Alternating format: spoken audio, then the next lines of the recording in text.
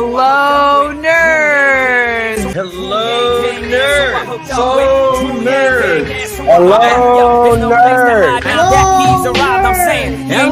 Now with this campaign, bang, dang, it's Andrew. Come roll with the Yang Gang.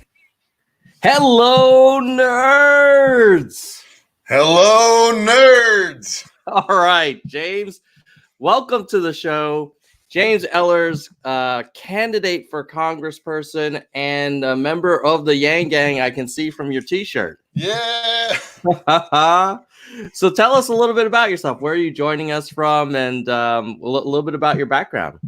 Yeah, so I'm in Apple Valley, California. So Congressional District 8 in California. It's the largest district geographically in California. It's huge. But yeah, born and raised in this area. Grew up in a family of 6 kids. I was the fourth of 6 kids. So working class family. So everything that Andrew Yang talks about is super relevant, in my life. And that's, I think, where a lot of the connection was when I first watched the Joe Rogan podcast. So it's an area where, we're on the outskirts of Los Angeles. There's not a lot in terms of jobs here. Everybody commutes. So the increase of technology is it's hitting us really hard.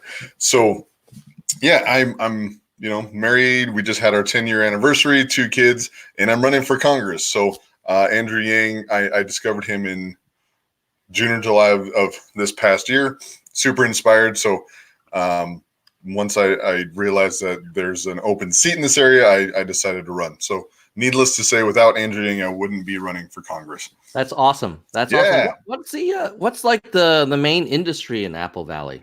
Oh man, that's the thing. It's not. There's not a huge hub of things right now. It's literally everything Andrew Yang talks about, like retail work, food service industry, truck drivers. You know what I mean?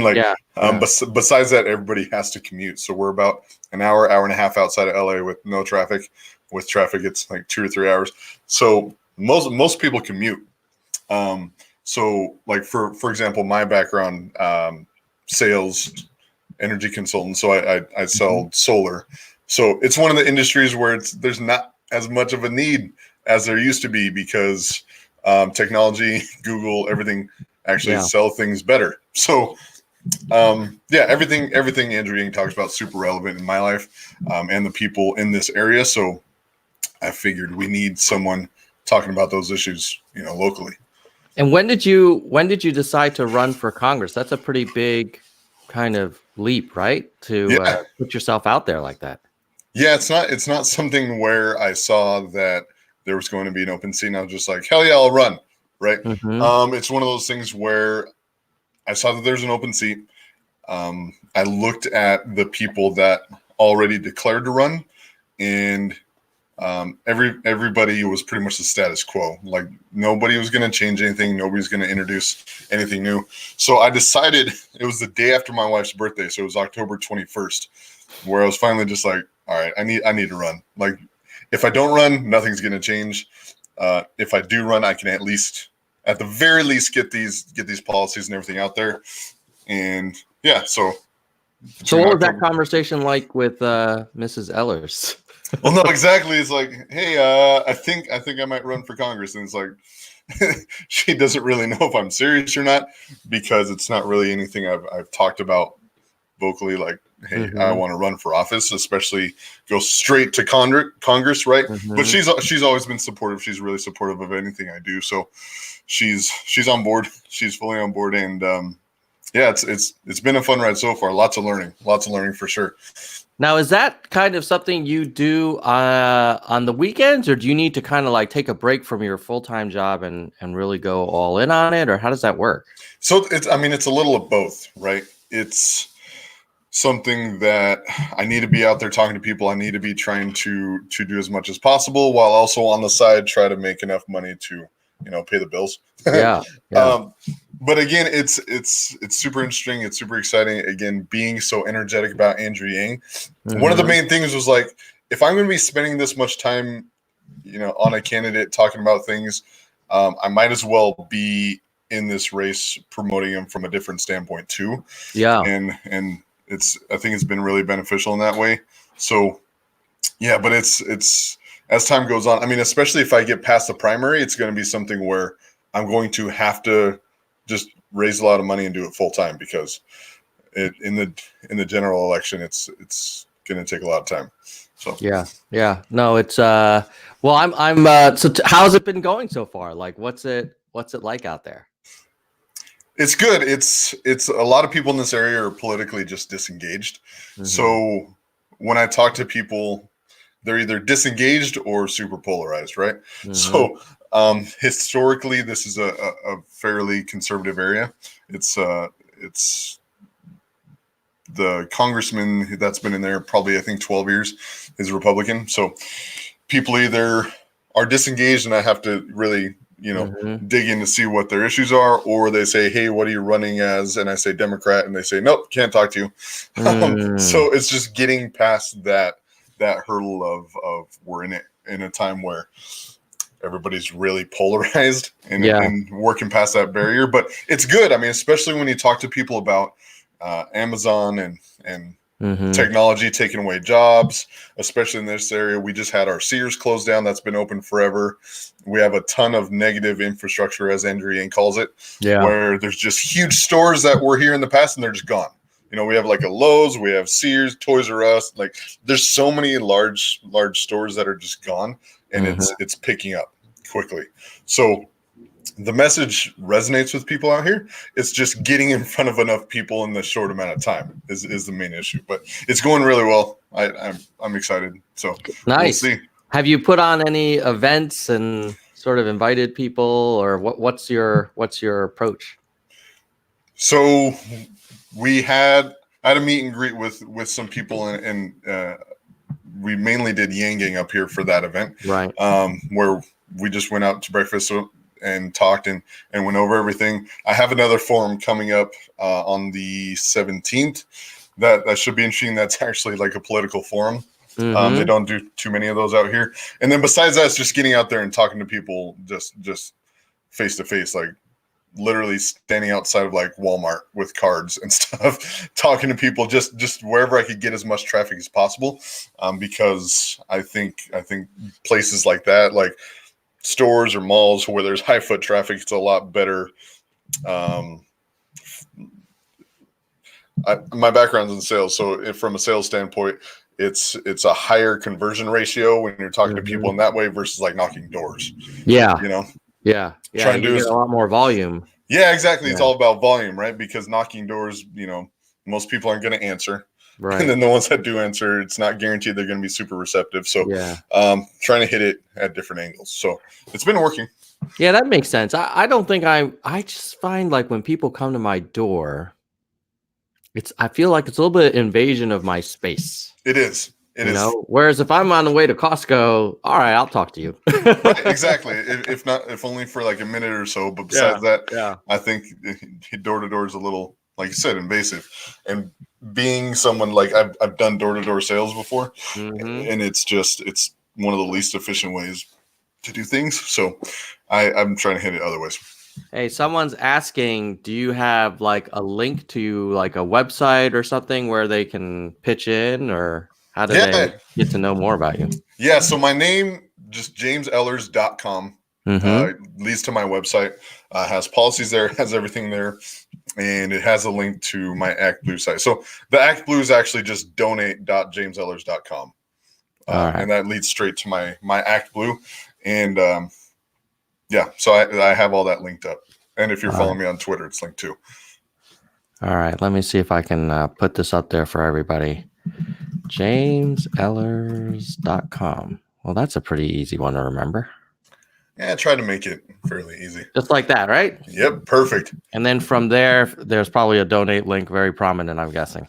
Yes, exactly. Just in the menu, it's donate and it'll lead right to the ActBlue page. Right on. I mean, I think a lot of people in the chat were talking about how if you believe in what Yang is doing, then sometimes supporting local candidates from the ground up is as important as supporting kind of the top of the pyramid with Andrew himself.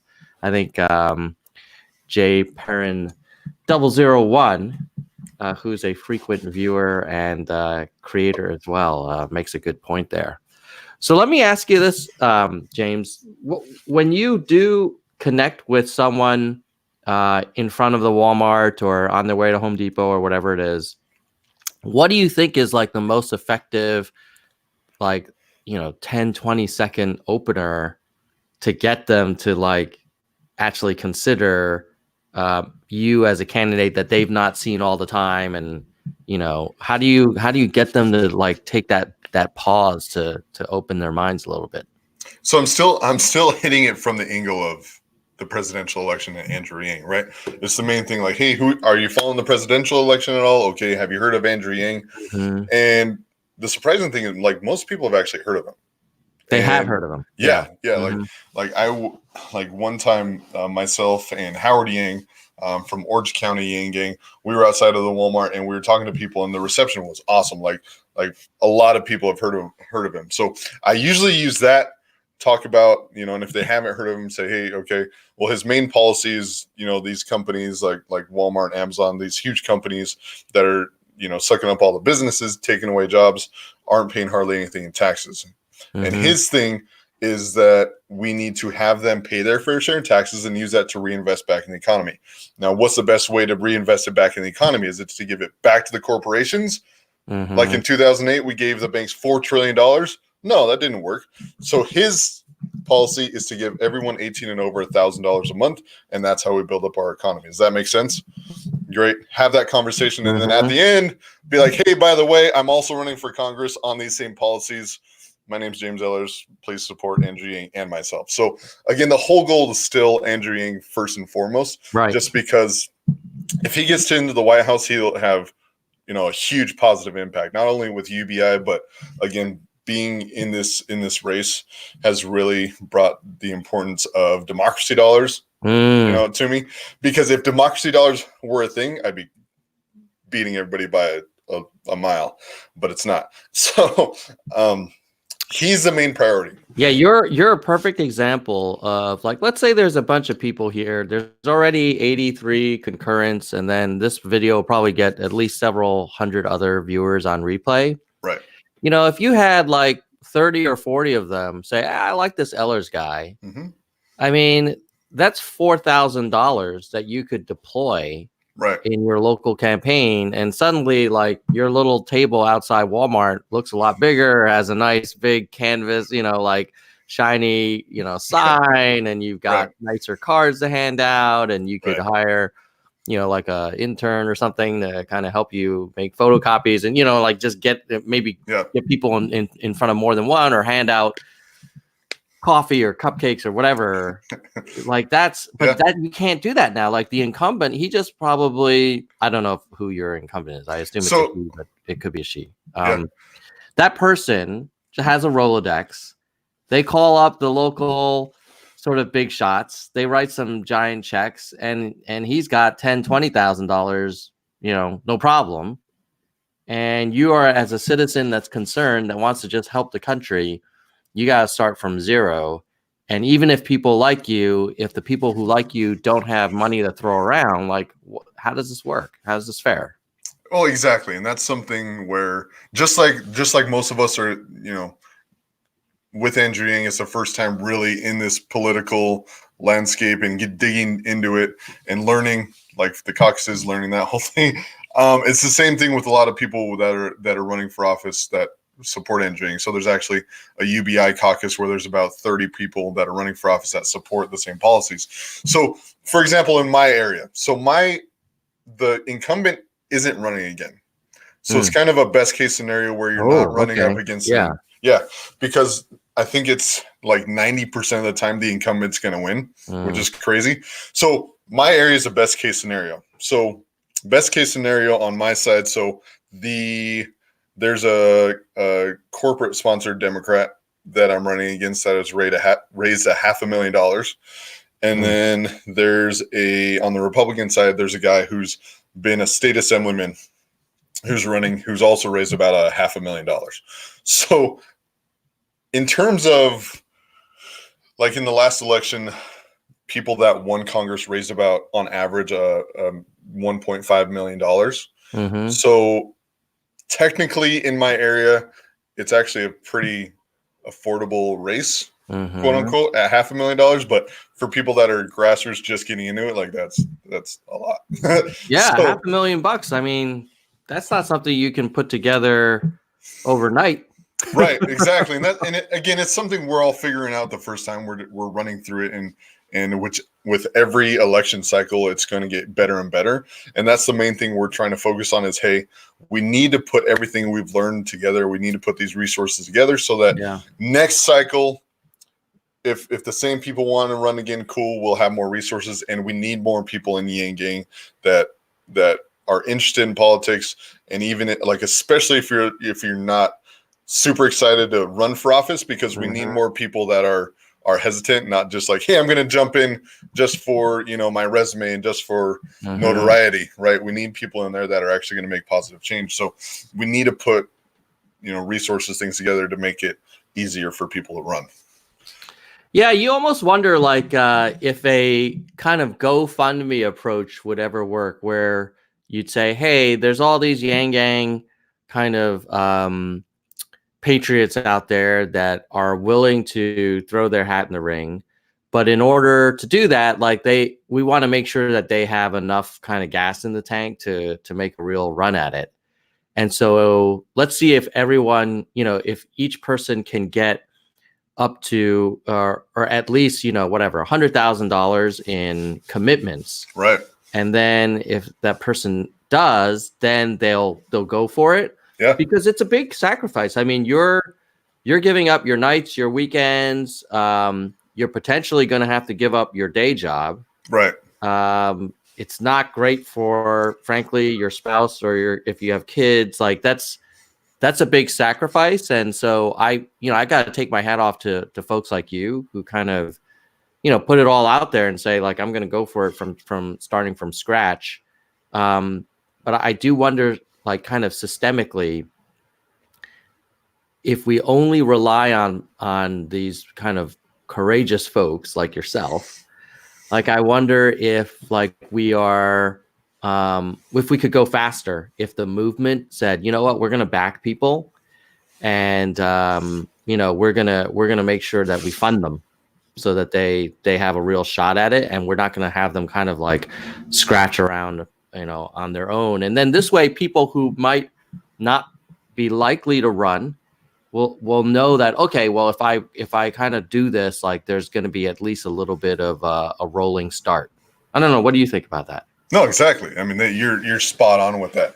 And that's one of the things when I was planning on running, I was like, I had to figure it all out from scratch, like literally Googling, how do you run for Congress and get from that point to on the ballot is pretty crazy. So yes, that's spot on. We need more people running for office because frankly, right now it's just normal people aren't running for any kind of office locally or nationally, just because when you look at all the requirements, either you can't find how to run, or when you do find the requirements, it's too daunting and people just don't do it. So yeah, if we put some systems together that make it more possible for people to run for office. So I know there's different programs like AOC.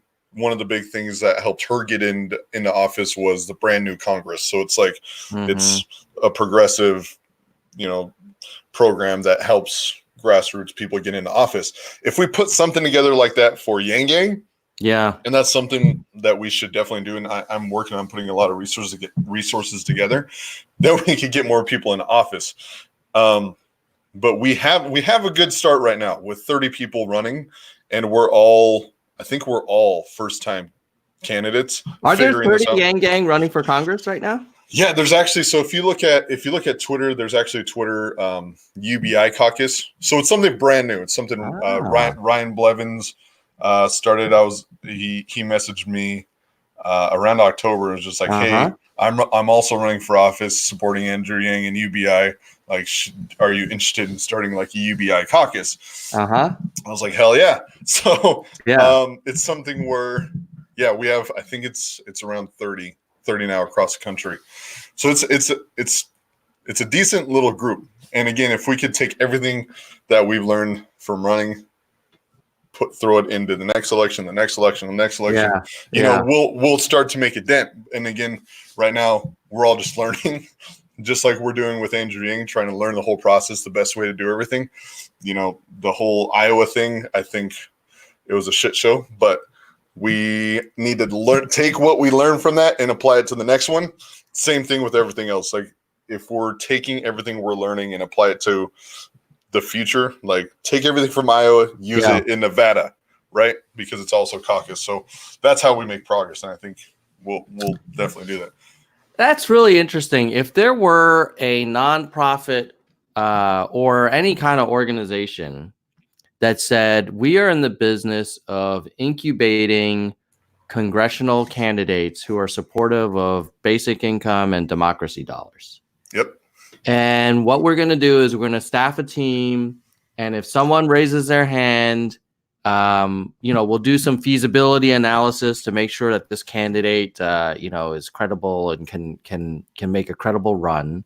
Yep. But then after that, like in terms of all the paperwork and all the forms and just like how to get started and having like a little like a cookbook that says, all right, this is what you're gonna need to do, and then you can have like you could connect the different candidates, because it's probably a lonely job running for Congress. I would be very supportive of that, and I bet a lot of Yang Gang would. And it's one of those things where, of course, we want Andrew in the White House. But if you really believe in his vision and his policies, this is going to be like you should be willing to fight for it for multiple cycles over and over.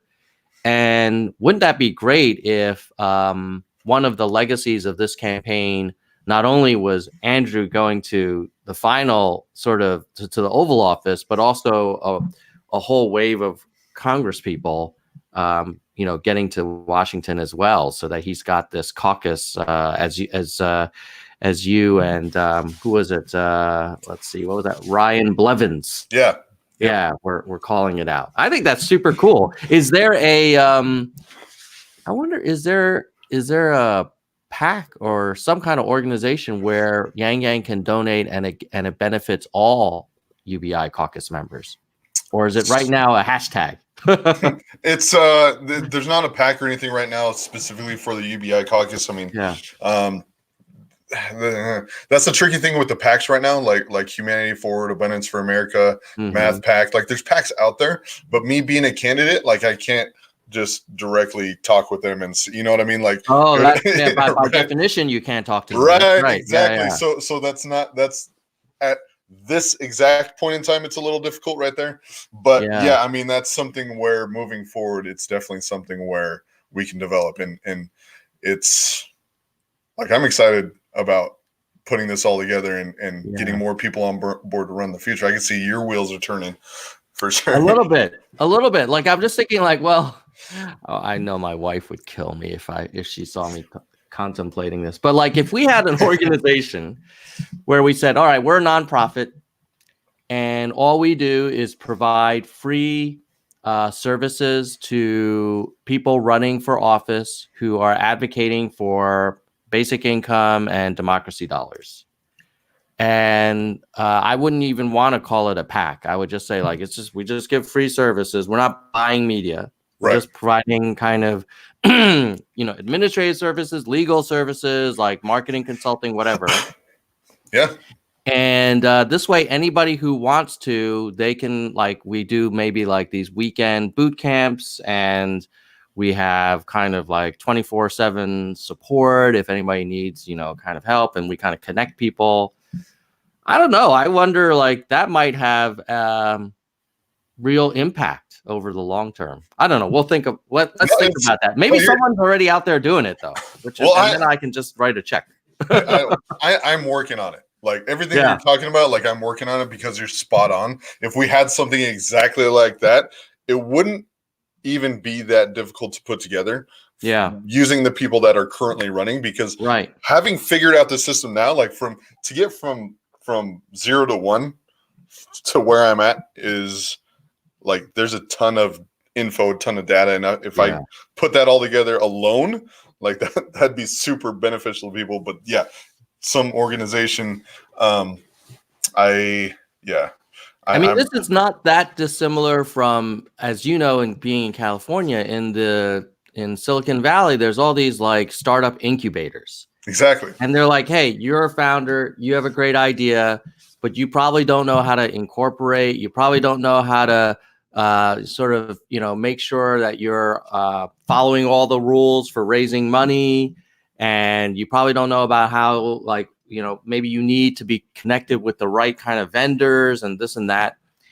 And it's a proven model that, those kinds of incubators accelerate the development of new companies way faster. And, I don't know that we have as similar options for accelerating development of congressional representatives and public servants, but we kind of feels like we need to. Otherwise, it's just like the same old names that kind of have been chummy with the party for either party forever. And then it's just kind of like feels calcified, it's just like, yeah, exactly. And that's you're spot on with that. So yes, you had the light bulb and it makes complete sense, right? Some kind of incubator for candidates, for political candidates. Like, it's pretty simple, smart idea, and it would have a huge impact. So yes, we need to do that.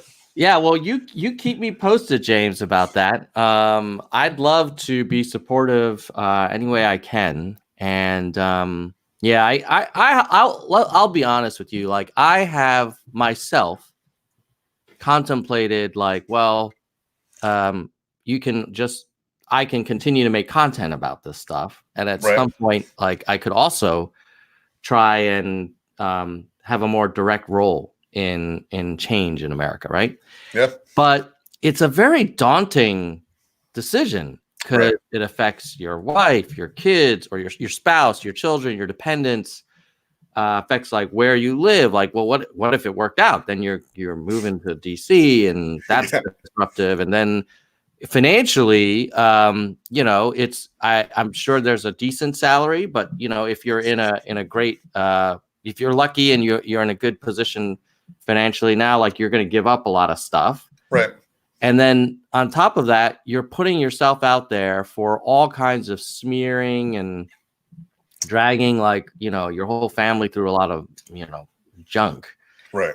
And so you really, it's a selfless act, what you're doing. Like, I mean, how did you think about that? Like, it's not a no-brainer to do what you're doing. No, it's not.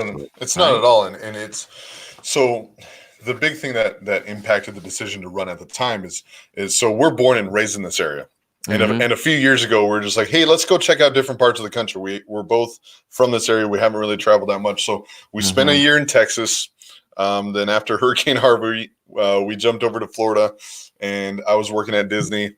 And that's where I was actually yanked. I was yanked working at Disney in Animal Kingdom by another cast member. That's where it all started. Yep. And then we had a death in the family that brought us back to the area.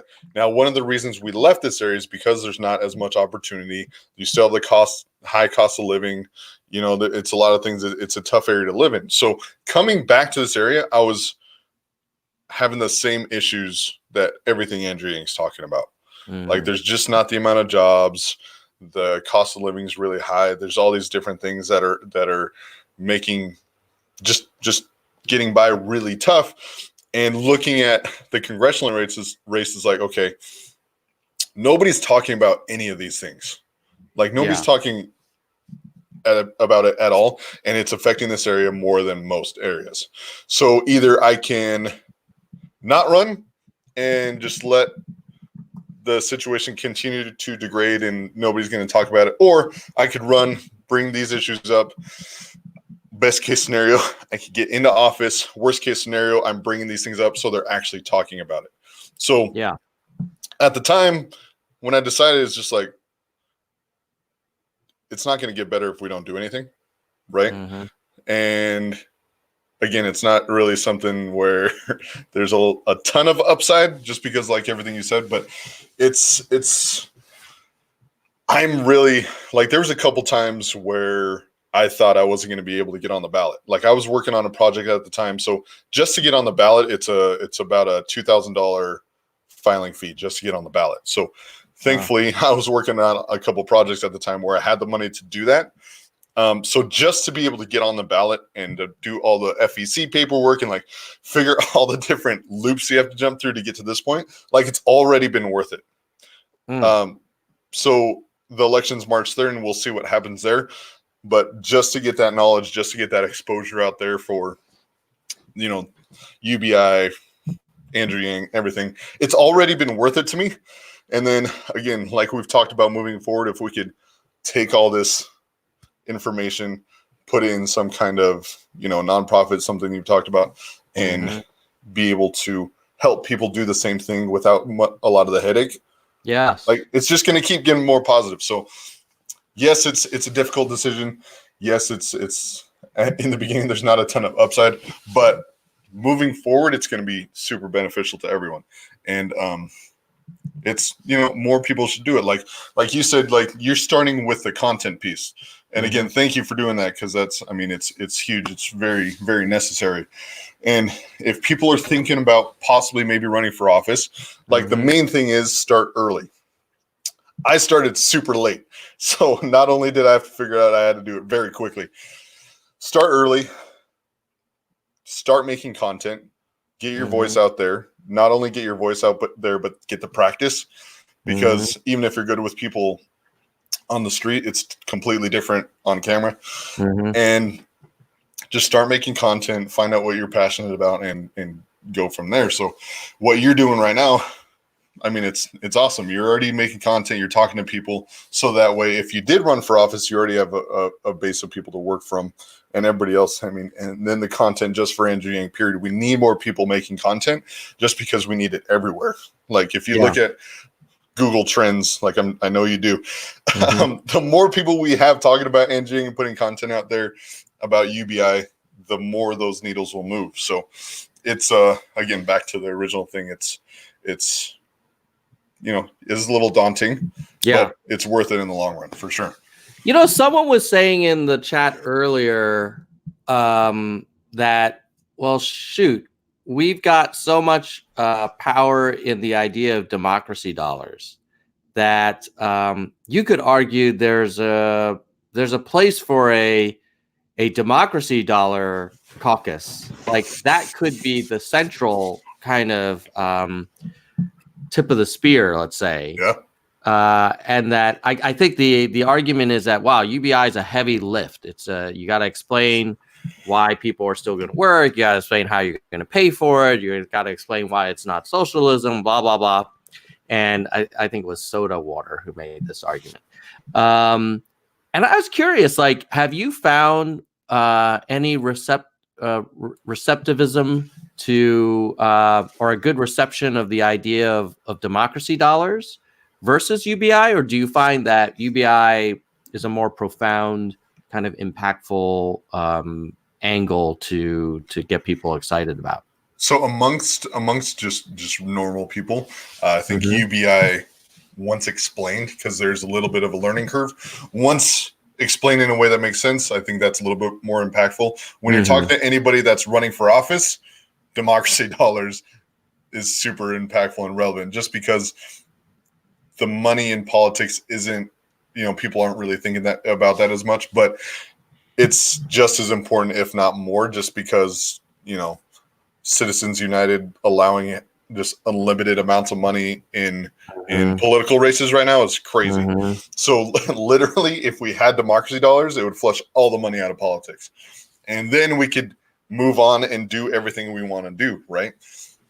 If we do that point. So I think with people running for office and people that actually think about the money in politics, yeah, democracy dollars is just as, if not important, than UBI. Yeah, if you run the numbers and you say, well, UBI, depending on how much you assume is going to come back in growth and new taxes and opt-outs of other programs, like let's just say it's a couple $1 trillion, right, of that kind of and other spending. That's not a small ticket item. Like we can pay for it, and obviously Andrew breaks it down, and there's a there's a Nerds for Yang video for any of those guys who haven't seen it, where we basically take Andrew's audio and then we do like a whiteboard kind of animation.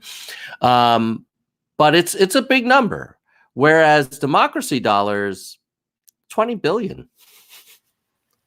So when you think about like the return on investment, exactly, you could argue like, shoot, man, I mean, geez, we probably spent 20 billion on like storage for cruise missiles. Like, I mean, it's not a big number when you think about a $4 trillion US federal government kind of budget. So I don't know.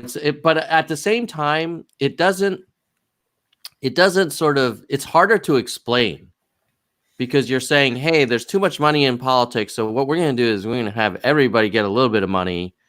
And when you think it through, of course, you're like, oh, okay, yeah, I get it. But it takes like a few beats. Right. Yep. And that's literally the only negative to Andrew Yang's platform, is a lot of it. There's a learning curve. Yeah. But once people get it, they're like, damn, that makes complete sense. And that's with most of the policies. Same thing with democracy dollars. So yeah, it's super necessary, and we probably should spend more time on it. But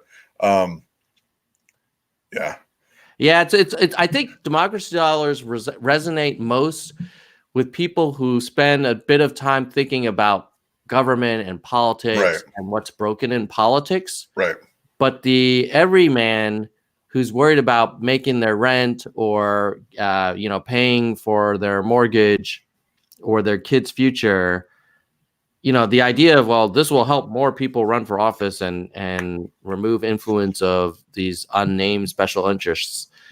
It's harder to make that kind of be personal and kind of, real world for them. But well, hopefully maybe this, we can get both. That would be fantastic. Exactly. Yeah, exactly. So yeah, the Yang Gang democracy dollars makes a ton of sense, because we're seeing the effects of money in politics right now. Yeah. Like if Andrew Yang was running and democracy dollars was already a thing, he'd be. Oh my God, he would be crushing it. I mean, the fact that I think Bloomberg has spent $200 million already. And I heard that he has 2,000 employees on his campaign right now, full-time paid employees. I mean, that's just a huge advantage that no other campaign is going to be able to. I mean, even that's Buttigieg will have to do a lot of wine cave to match like Bloomberg. I don't care how many millionaire supporters you have. It's hard to run against a billionaire. Which I guess is a pivot now, James. We have to talk about the state of the race. Yeah. And I'll be honest. Usually with my interviews, I start with the state of the race, but I've avoided it for this live. So let's get your what's your sense of where we are as a Yang 2020 campaign? So when you talk to a lot of the candidates that are actually running for office, you have more of a tendency to, a lot of the things that are considered like conspiracy theories, we see as a little more valid because we've seen it in our own races. So, for example, in Iowa, the whole caucus, the only reason they have to be still doing caucuses is that it's an advantage to someone. Like, it's easy to manipulate. It's something that it doesn't make sense in the 21st century to still be doing caucuses. So we still don't have the actual results from Iowa. The results they came out with, they said aren't accurate. They have to recanvass the whole thing.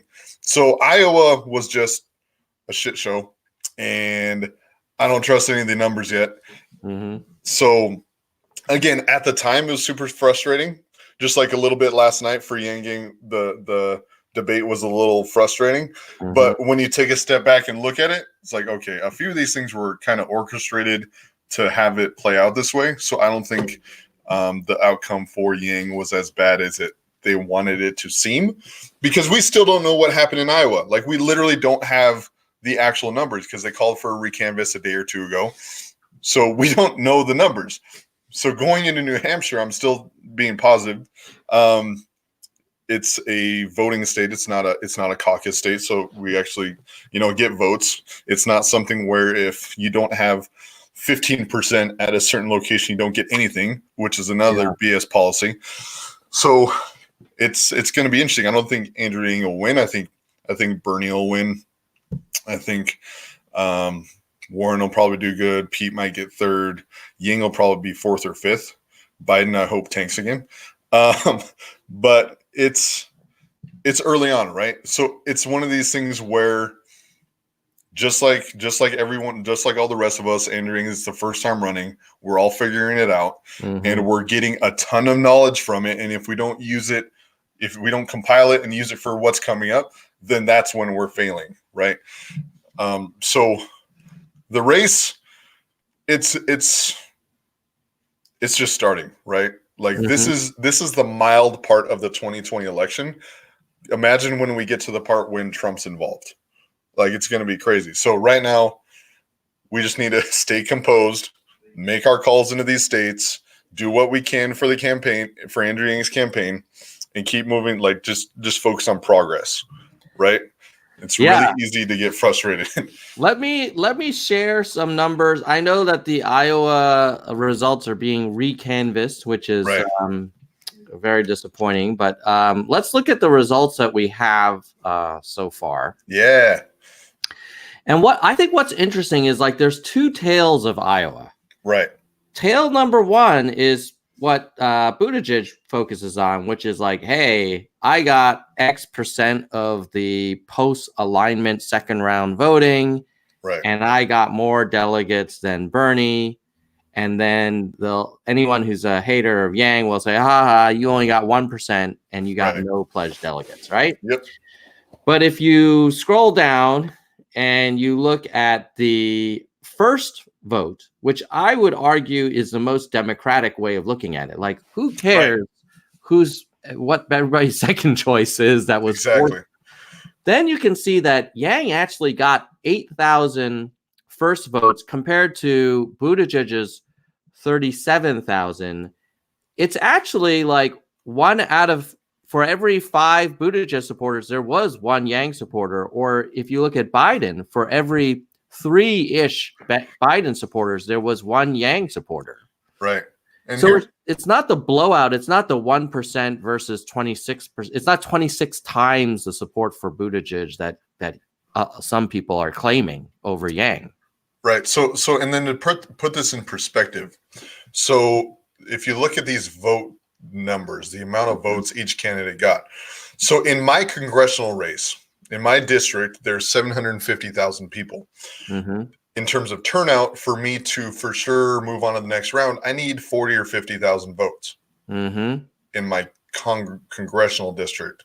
Now, we're talking about a presidential race in Iowa where Bernie got 40,000, nobody got 50,000. So we're still talking that, hey, I need, just in a congressional race, I need more votes than anybody got here to move on. Like, it's a very small sample size. And that's the other thing I'm looking at is it's not I don't think it's a very good data set when looking at the entire race, because first off, it's in a state that's hugely Republican. Like, a Democrat's not going to win this state in the general election. So it's a bad place to start anyways. But if you look at how many people actually voted compared to the number of voters in the whole country, like, it's kind of a bad place to start.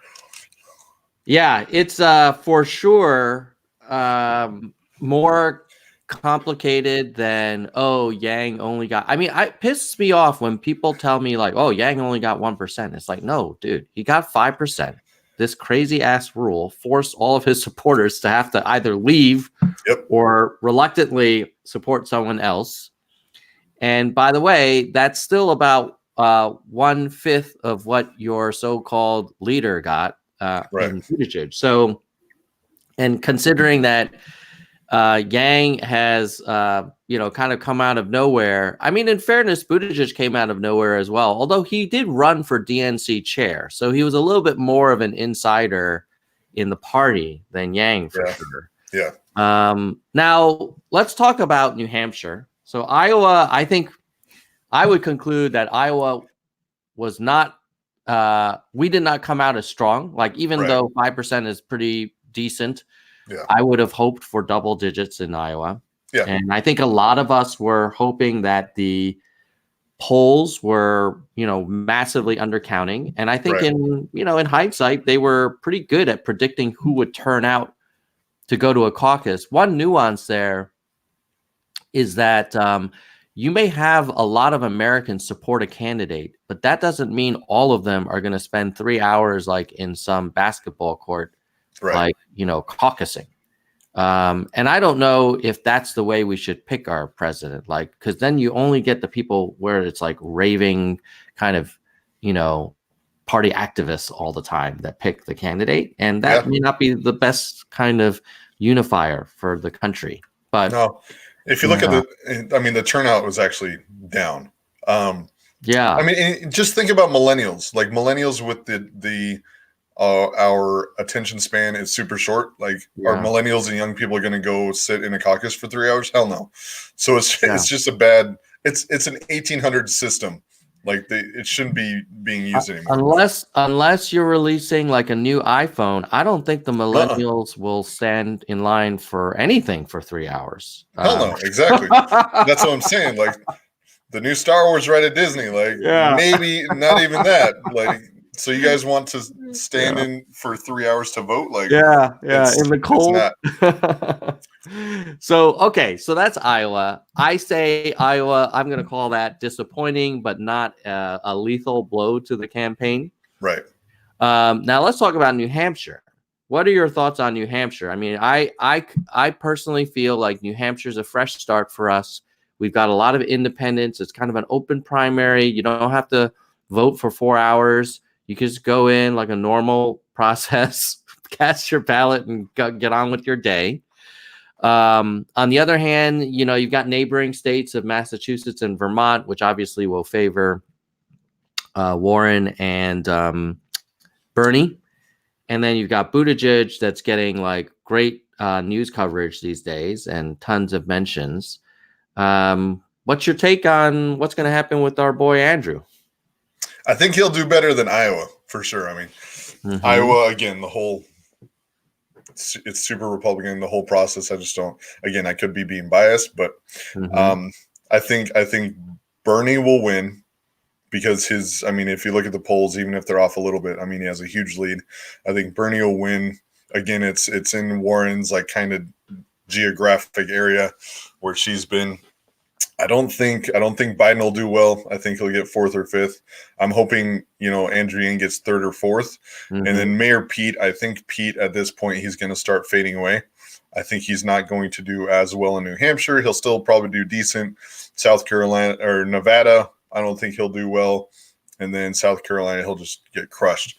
So that'll be interesting. Another thing that's been interesting, I've been looking at some of the numbers in the polls and things, is Tom Steyer. In some of these different areas is, I don't know about New Hampshire, but like Nevada, Tom Steyer is actually getting a lot more exposure.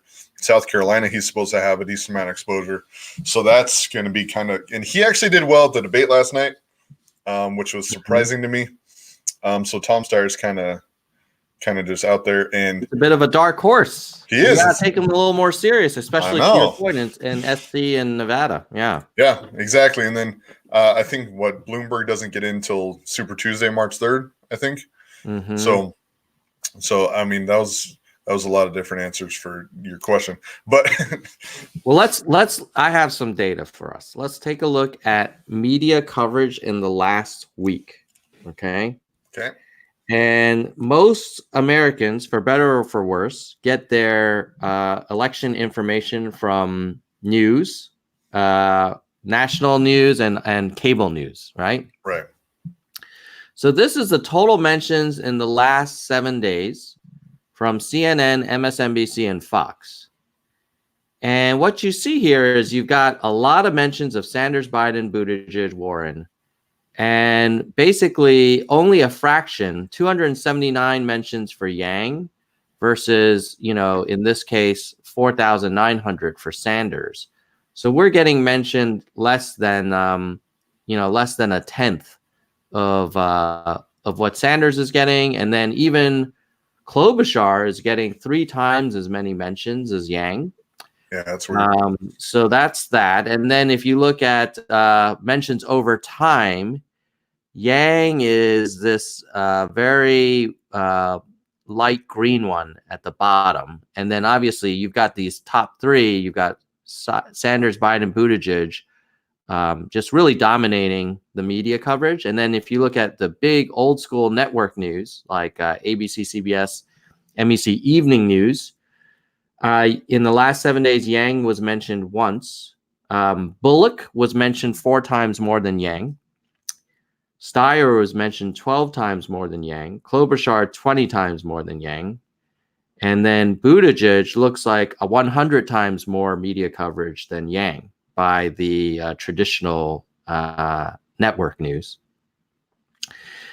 And it looks like who is getting the most. Looks like Sanders and Biden are the network news favorites to talk about. Obviously, Buttigieg had a nice bounce. He's this orange one after his performance in Iowa. Wow. And if you look at online news, online we have a little bit more action with Yang getting 9,000 mentions, 1/4 as many as Biden. So I think online news, we tend to have a little bit more fair representation. But I think the takeaway is generally the network news and cable news, they're not really covering Yang. No. And ironically, the first time I had a bunch of my friends mention Yang to me in the news was a few days ago when they said, "What the hell happened to your boy Yang in the New York Times?" I mean, it looks like did you see that hit piece where it was like what it's like to work for Andrew Yang? Or have you heard about it? It's nuts. No, I haven't. Recently? Oh my God. It's terrible. Oh, it's terrible. It's like a long kind of investigative journalism piece that basically interviews all these former employees and says, well, he was kind of like there was a bro culture, or he's high-fiving people a lot, or he claps a lot, or he's kind of like a little awkward energy or whatever. And I was thinking to myself, okay, this guy finished way under a lot of our expectations in Iowa. He's not getting covered by any news. And so the one article that you want to spend like all this time researching is talking to all the former, disgruntled employees. Like, where's the article about Pete Buttigieg's former employee? Well, I guess he never really managed anybody, but his former peers, Yeah. Like, where's the long expose on Warren? Like, and why the heck is the New York Times putting all this time into covering Yang in such a negative light, in such a weird kind of sort of hit piece? It was very strange. Yeah. Yeah, So that sounds. I mean, it goes along with a lot of the things he's trying to do is going to disrupt the status quo. I mean, if you talk about democracy dollars alone, like the amount of establishment people that will displace. I mean, that's my opinion. The main reason for a lot of things that are going on. I mean, things like that doesn't really make any sense for why they would do that. So it seems like it's probably some kind of outside influence, making that decision. It's there's no other reason for him not getting news coverage, for any negative coverage like that, for him not getting some of the favor in the caucuses. Like the caucuses were just a lot of the people that were precinct captains. Like, I've met them personally, and they said that there's a lot of shady stuff going on. And for like, for a fact that Andrew Yang will change a lot of things positively, and there are people that just want to prevent that from happening. And that's I mean, I'm not gonna I just gotta show some people this thing. Because it's like, what the hell? So when I first saw it, I was like, ooh, New York Times, big, nice picture. Yep. And then it goes on to on and on about, it's impossible to believe how far he's come when you talk to his former employees. Or here, he was talking about how women have a very tough time getting opportunities, especially with motherhood and this kind of thing. And rather than saying, hey, here's a guy who's trying to think about like a woman's perspective, Right. they say, oh, look, members of the female team, by the way, it's his team that he hired that's mostly female. Right. Recalled exchanging glances. It felt as if Yang were discovering sexism for the first time. And then it goes on. As you can see, I'm scrolling down here because the article is extremely long. That's crazy. And I've never seen such a long New York Times article about Yang. Right. And it's all negative. And it's like, come on, man. Like, seriously? Like, you guys spent, I won't scroll through the whole thing, but you can see how. Yeah. And it's so ironic because I listened to the New York Times podcast, The Daily, and they did this really interesting interview of how the Times, whether they had influenced Donald Trump's rise and, frankly, Hillary Clinton's nomination, because they would talk about all of the challengers to Hillary as like long shot candidates. And the first day that she announces, they would call her like the presumptive nominee, these kinds of things. Yeah. And so you would think, okay, well, I was like, well, I respect to at least that New York Times podcast for saying, hey, maybe we put our thumb on the scale here. Yeah. And then you read this article, and it's like, so some editor waits for the Iowa results and says, yeah, now let's run that Yang story about his former employees. It's like, what the hell's going on here? Like, why are you spending all this time trying to take down a candidate that you think is a long shot and that, frankly, did not finish in the top 5 in Iowa? Like, what is that? Now you're going to devote all of this ink to it? It's just weird. Well, no, exactly. And if it made logical sense in the terms of like a news source, they would be spending time on something that they would think that would get them more clicks. So it doesn't make sense for someone that didn't do as well as people thought, then them spend more time on it. Like, it doesn't make sense in terms of the business model. Like, you should, if he's not this big of a deal, you shouldn't be spending this much time and effort on it, right? Yeah. Like, I see that multiple places where it's just like, that doesn't really make sense for them to be doing things like that. You know what I mean? Like, even last night at the debate, like, he got, I think 2 hours in, he had one question that was actually to him versus, he had to speak up a few more times. Like, it just doesn't make sense. Like, if you're going to have an unbiased debate, then give everybody the same amount of questions and talking time, not, one person have a quarter of the time or a third of the time than everybody else. Like, it's. Yeah. All right. Now let's talk about last night's debate. I honestly was hoping for a more fiery performance by our boy Andrew. I heard some people saying he might have been sick. I don't know.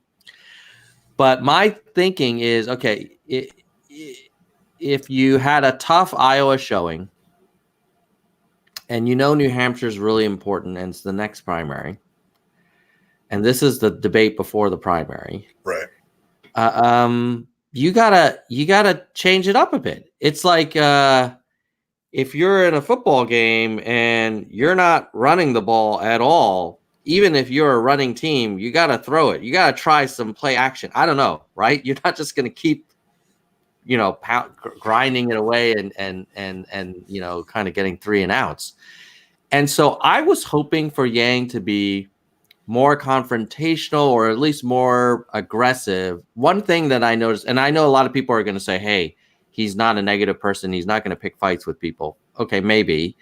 But one thing I noticed that whenever someone got asked a question, all the other candidates would raise their hand trying to, hey, I have a follow-up. I have a point of view on this. And I felt like Andrew more often would sort of wait for the question to be thrown to him. And I agree. He probably, I haven't looked at the numbers yet, but I'm guessing he probably got asked fewer questions than other candidates. But if you know that, then try and force your way in there.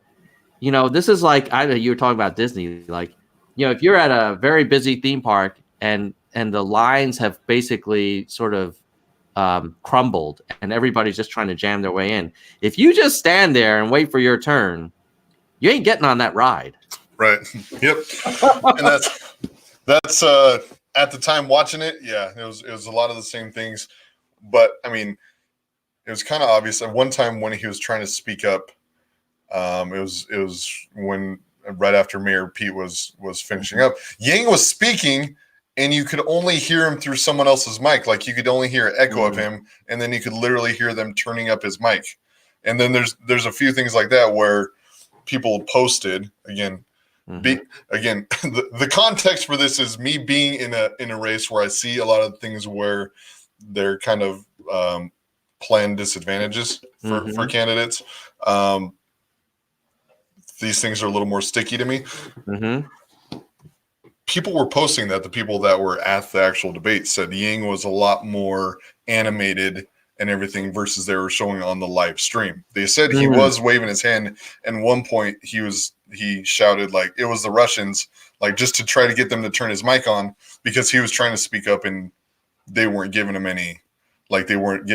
Again, that sounds like a conspiracy, but from a few people that I've talked to, he was more animated at the physical place than they were showing on TV. Like he was trying to get more attention, but they just weren't showing him. Yes, he should have spoke up more. Maybe he should have gone over to Pete's mic and been like, "Hey, my mic's not working," something like that. You know what I mean? Like, "Hey, can you hear me now?" You know, something like that. So yes, he probably should have been more aggressive, even if that was happening. But again, I think a lot of it's orchestrated a certain way.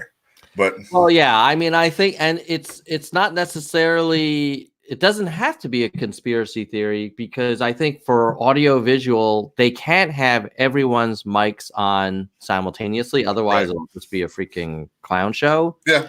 On the other hand, the producer is deciding whose mic to turn on. Right. Right. And the producer is probably influencing who the moderators pick. Yep. And that's where I think the unconscious bias comes in, where they're just focusing on the usual suspects.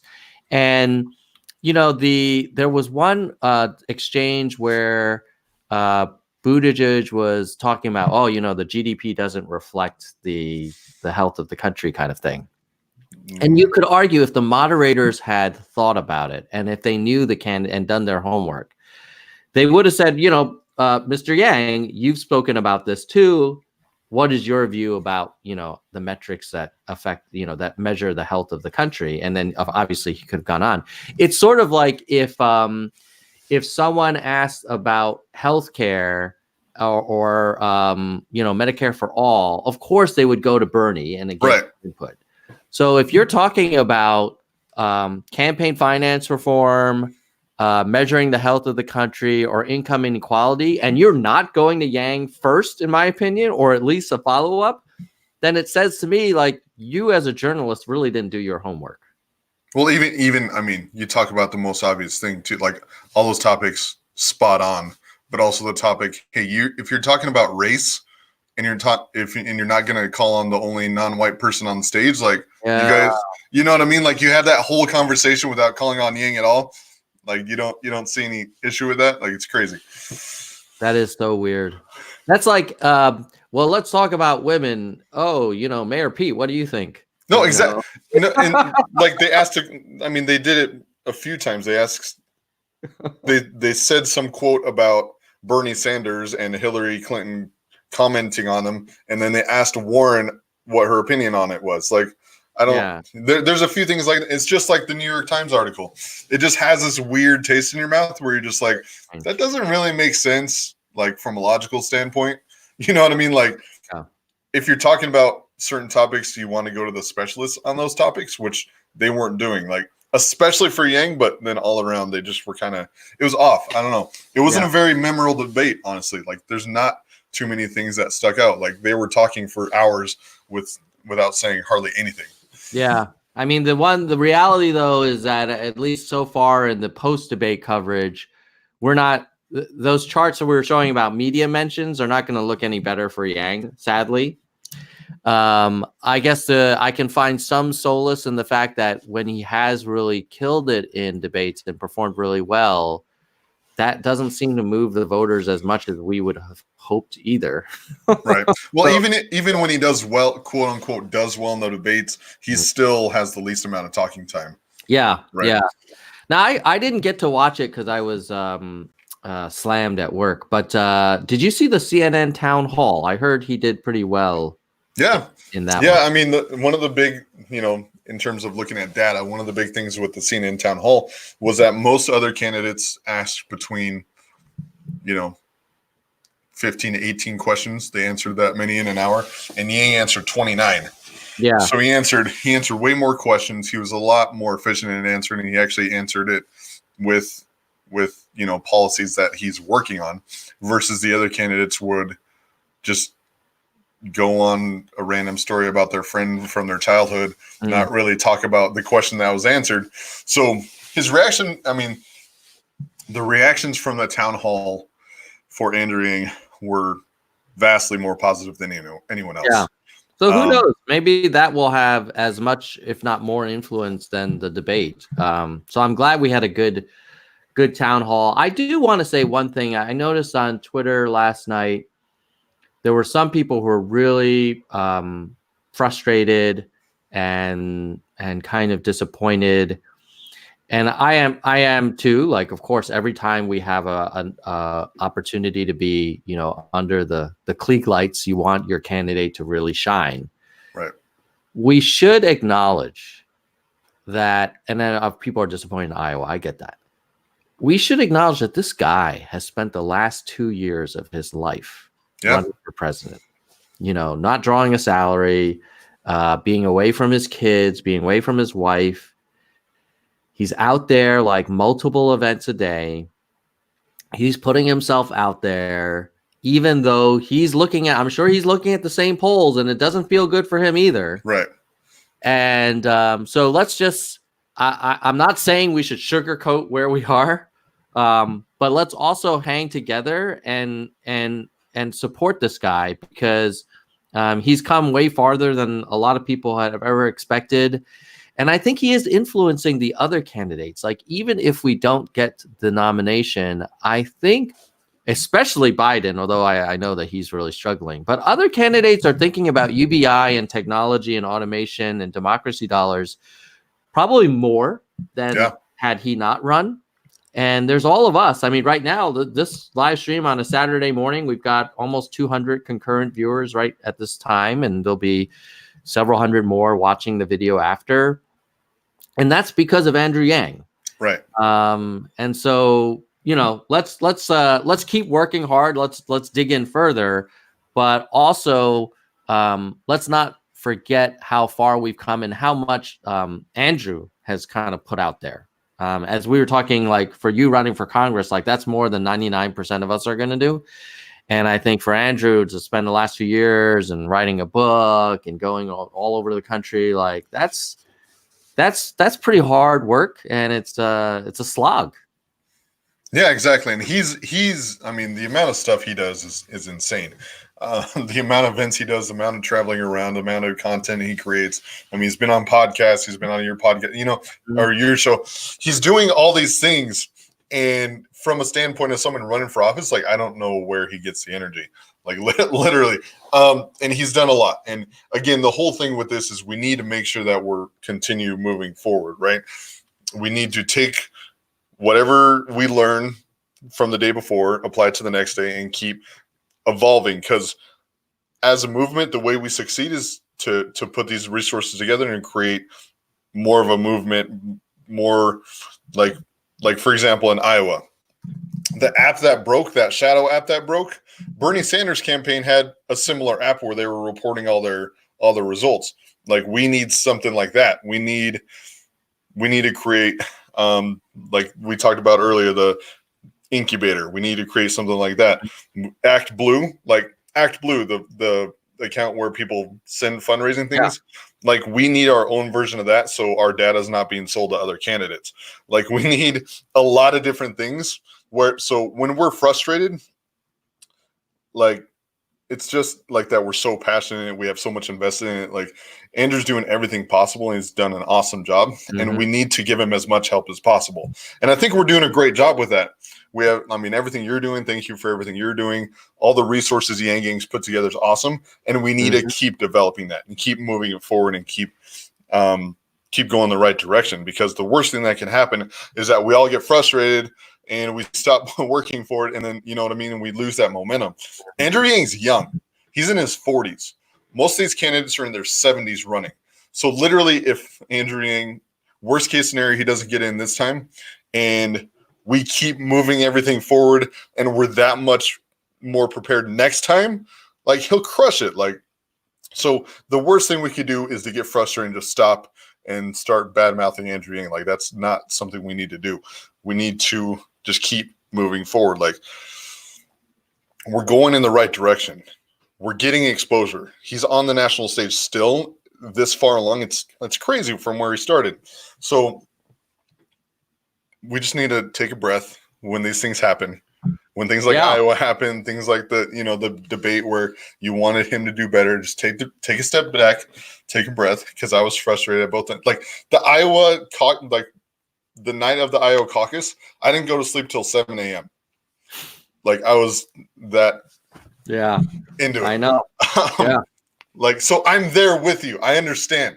But the main thing is like we need to keep everything moving forward, because with the momentum we have, like we're going to win. Like it's going to happen. So we just need to keep moving in that direction. I agree with you. We've got 1 out of 50 primaries under our belt. Right. We've got an exciting one coming up where you never know. Like New Hampshire's kind of known for sometimes overturning Iowa. And remember Bill Clinton, the comeback kid, and Hillary Clinton winning New Hampshire after losing Iowa. So you never know. New Hampshire may say, we want to take another look at this race. And given that, I think New England Democrats tend to be a little bit more independent, a little more moderate sometimes. So, have a little bit of a libertarian splash to them. So you never know. Like Yang could have a really good night in New Hampshire, especially with Biden kind of cratering. Like who knows? Yeah, like, exactly. Like out the door, right? Yeah, exactly. And that's the thing. Like we need to do as much as possible ahead of these events, these elections. Whatever happens after it, take a step back, just kind of analyze what happened. Like, okay, this is what we did well. This is what we need to improve it, and then move forward. Right? It's not. We need to try to take emotion out of it as much as possible, because obviously Andrew Yang is doing as much as possible that he can. He's doing everything possible. You and I wouldn't even be talking right now if he wasn't running for president. I wouldn't be running for Congress if he wasn't running for president. Like there's so many things that he's already impacted already, and we can't take all that stuff for granted and start being negative. We need to just keep moving forward, make adjustments, try to take emotion out of it, and keep moving forward. All right, let me share my predictions that I made on New Hampshire. I need to do this. I made these predictions before last night's debate. Okay. So if I could do it today, I might actually tweak it a little bit. But this is what I was thinking was going to happen as of a few days ago on Feb 7th. I was thinking that Sanders will win, Buttigieg will be a strong second, Warren kind of a okay third, Biden will be fourth, and Yang will be fifth, and then Klobuchar sixth. Now, I will say, if you base it on last night's debate, I think Klobuchar did pretty well. Yeah. And if you say, well, if what's bad for Biden might be good for Klobuchar, then shoot, I might be tempted, if I could do it again and do a new prediction, I might say she might be fifth and Yang might be sixth. Yeah. Now, but what do you think? What's your take, James? So I think Biden's tanking, and I honestly think if he doesn't do like top 3 in New Hampshire, like I think it might just be an ego thing, and he might just tap out. Like he looked more aged last night than he usually does. I think Sanders will do well. I think you have that right. I don't think Pete will do as well as he did in Iowa. I think he might get third or fourth, and then hopefully, hopefully Yang's fourth or fifth or higher than that. But the main thing is, like there's a lot of things happening, like Biden not doing as well. Yeah, that none of us were really expecting. That's going to. I have no idea what that's going to affect. Like I don't know. So it's going to be something where we're going to see what happens on the 11th. Again, take a step back. Yeah. Check out everything. Just kind of analyze it and figure out what happened, what we need to improve, and then figure it out from there. Because right now, there's so many different factors. I'm not sure. Like the whole Biden thing is. Look at this. To your point, look at the last polls. These are all before I came out after I made my predictions. Right. But I mean, bro is almost in single digits. Well, that's what I'm saying. How many times has he run for president? He's never been successful. So yes, he was Obama's VP, but he's not Obama, right? I mean, it could be that freaking Klobuchar leaps ahead of Biden. Good. Given her performance last night and his downward trajectory. Shoot. Yeah. And I don't think Pete did well last night. He didn't get as much talking time, nearly as much. He picked up, but at the beginning, like he got hardly any. It was a little bit of like a interesting tale of two candidates where you had, to your point, Biden did. I'll just say it, man. He looked old. He looked really, really old. Yeah, and like Sanders always looks old. Like Sanders didn't look older than he usually does, but Biden, it seems like he's aged in the last year. It seems like he has aged like 5 years. Yeah. Like he just, you know what I mean? Like, and I don't think him not doing well in Iowa was very good for his health. Like it looked like he was taking a physical toll. That's a great point. Like Bernie's old as well. And he has white hair or whatever, but he looks like energetic and he looks like he's ready for a fight. Right. Biden looks like he's getting like, that like he needs to, like it didn't seem like you wouldn't want to follow that guy into battle. No. You know? And that's like my wife, she was doing other things. She came in to watch part of the debate and she saw Biden. He's like, man, he looks old. Like he just looked more frail last night than I've ever seen him. And I think it might be the results of Iowa. He probably just was expecting to do really well and keep going, and for him to not, I think that was taking a toll. So I really think if he doesn't do well in these next couple states, I think he's done. I feel bad for the guy because I feel like I don't know, but I feel like he's a good guy. Yeah, and his heart's in the right place, and he's an honest man, and he's authentic. But that doesn't make you that's sort of necessary, but not sufficient. Like you also need to be inspiring and charismatic and focused and clear and energetic. Those are not words I would use to describe Biden. Especially last night, the lighting or something was like very unflattering. I think the lighting too, because even Yang looked more pale than usual. Yeah, but a lot of it was probably the lighting. Now that you say that, and then Buttigieg looked like he was like a freshman in college. Yeah, he looks so young. I remember in Iowa, he used to purposely not shave for a few days to get a little more 5 o'clock shadow. But I think he did a clean shave last night. And then I was watching it with a buddy of mine from college, and I was like, oh, he looks like a freshman. He looks like maybe a proctor, like a sophomore or a residentialist. Yeah. But that's it's hard. I don't want to be superficial, but you want a president that looks like they've lived a little bit, but not too much. Right. No, exactly. I feel like Biden and Buttigieg are on the opposite extremes. No, exactly. And that's something where, I mean, Yang has an advantage where he's not too young, but he's still young enough to have the energy, and he's going to be around a while. Again, like Obama. I mean, Obama still has his hand on everything. He's influencing things. So, like, that's the other thing. Like, we need someone in office that's going to be around a while to continue to move everything in the right direction. Like, I like Bernie, but man, like he already had a heart attack, and I really don't want him to have more health issues, and that's you know what I mean. But he's doing well. You gotta give it to that guy, man. If I get to Bernie's age and I'm exactly so like, oh my God, that's amazing. And the other thing about Bernie is I know there's been some tension between the Bernie supporters and some of the Yang Gang, myself included, but I will give it to Bernie. I love how consistent he is. And like, you know exactly what you're going to get with Bernie. Right. With Buttigieg, you're like, I don't know. Are you saying this because it's the exact poll tested focus group precise way to thread this needle? Or do you really believe that? Yep. Whereas for Bernie, it's like the top 1%. Like, I know exactly how he feels. Yeah, exactly. And it's something where, I mean, I think I finally illustrated my thoughts on Pete. I mean, you just know he can be bought.